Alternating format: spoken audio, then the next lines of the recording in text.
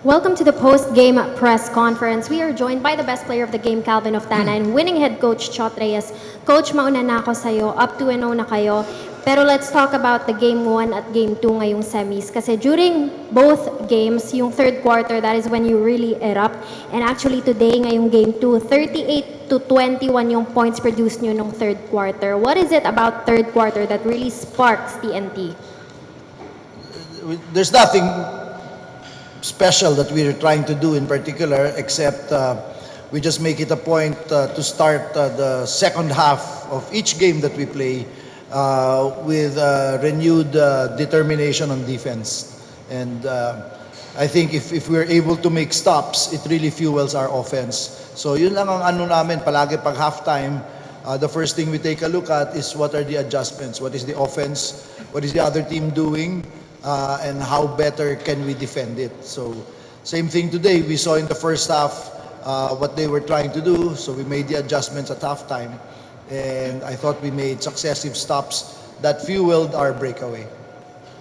Thank you, Coach. Calvin, nung third quarter, you really led your team and sparked your team, producing 13 points nung quarter na yon. And of course, what adjustments happened nun? And what can you say about Rey Bata? Kasi duo kayo on that quarter. He also produced 11 points. Yung adjustment lang nun, tira pa rin ng tira eh. Yung sinabi nila coach ng mga kasama ko, just keep taking shots, papasok din yan. So, yun lang naman talaga kaya kong gawin eh, tumira, rumebound, minsan depensa, kung maganda ang tulog.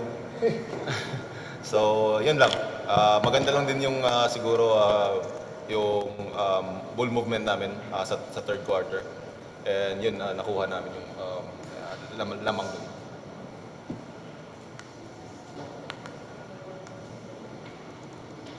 We are now opening the floor if the media has any questions. Calvin, congratulations, 2-0 na kayo. Pero tonight, it was your turn to take player of the game honors. Calvin, can you just tell me the importance ng locals stepping up since para hindi masyadong ganun kabigat yung dala-dala ni Ronde for you guys sa TNT? Kailangan eh. Dapat naman ganun talaga eh. Hindi lang natin iaako sa mga import namin. We know Ronde's capability. Tao lang din siya na mapagod. So it's us na mag-step up sa game namin. It's not just today's game but for the rest of the series. Coach, ikaw personally, can you just tell me your satisfaction with how the locals played today? Rainer Shine, supposedly very offensive-minded team, but they were limited tonight on defense. So can you just tell me yung effort ng locals on the defensive end? Yeah, just tremendous effort. Everything for us starts with our defense, and in our defense, it's really all five guys, and the locals are really doing their part in defending Rain or Shine's actions. So we know how strong and how potent they are offensively, and so we are really focusing on that, on shutting down their number one offensive team in the league. Dun talaga nakafocus, and that's the locals play a big role there. But the job that Poy, Eram, and Henry Galinato are doing on Aaron Fuller, I think is very commendable, especially now that we don't have Kelly. That's where it starts, the defensive end, and then on offense, like Calvin says, we just run our offense. They're scheming against Ronde very well. They're defending Ronde very well, and so it's incumbent upon the others to take advantage of their schemes against Ronde, and for everybody else to find the open guys. And like we said, Calvin missed all his shots in the first half, but I said there was no shot he took that was a forced shot. Lahat ng tinira niya were good shots. It just didn't fall. So we just told him at halftime specifically to keep shooting. I told him the next open shot you see, shoot it again, because they were not bad shots.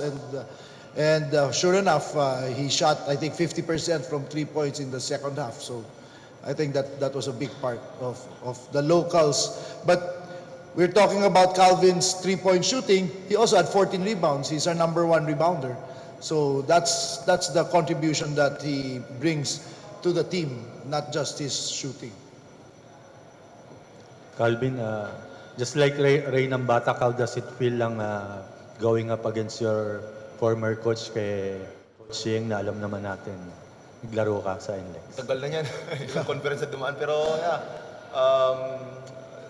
nakakakuan lang kasi yun nga, galing ako sa kanya and nothing against him and against this game. Pero yun nga, I'm trying to compete. Kung saan ako ngayon, I'm giving all. Ganun naman talaga eh. Nagtatrabaho ako kung saan ako ngayon. I just don't take for granted every time na nasa loob ako ng court.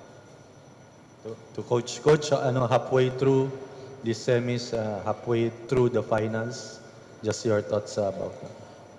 Well, now is we cannot take our foot off the pedal.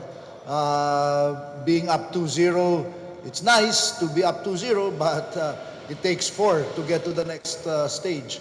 So our entire discussion right now after this is just to continue to try to figure out what adjustments they can make for the next game. And like I said, keep putting our foot on the pedal. So, para sa'yo, isa lang, with a 2-0 lead, the 2-0 lead, and your players played with devastating performance, is there a strong possibility that Tongates can sweep the best of 7 semifinal series? Right now, we are not thinking about that. All our thoughts are just on Game 3. Yun lang. Trying to figure out what Rainer Shine and Coach Yang will come up with and preparing ourselves not only physically, but I think more important for Game 3 is our mental and emotional preparation. That concludes the post-game press conference. Congratulations to TNT. Thank you. Thank you.